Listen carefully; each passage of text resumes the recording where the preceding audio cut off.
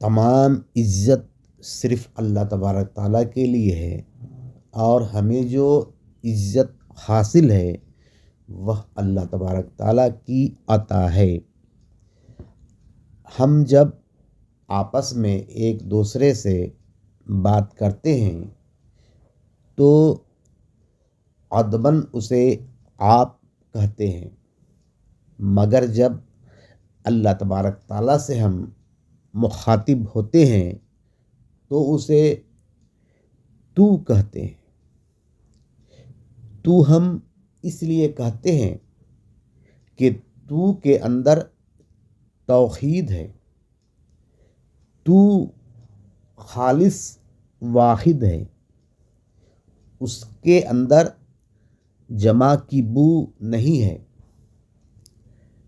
اور اللہ تبارک تعالیٰ کی ذات واحد ہے، جمع سے پاک ہے۔ اس لیے اللہ تبارک تعالیٰ کے لیے ایسا لفظ استعمال کرنا چاہیے جو جمع سے پاک ہو، خالص واحد ہو۔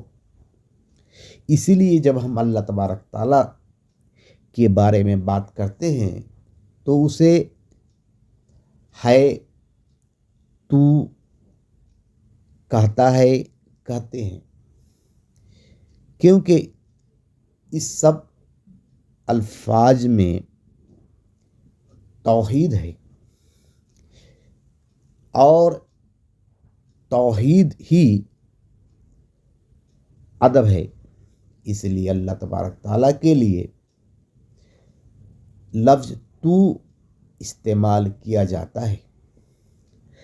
اگر کوئی آپ ہیں ادباً کہتا ہے تو ہم اسے گنہگار بھی نہیں کہتے، مگر ایسا کہنا خلاف اولیٰ ہے، ایسا کہنے سے بچنا چاہیے۔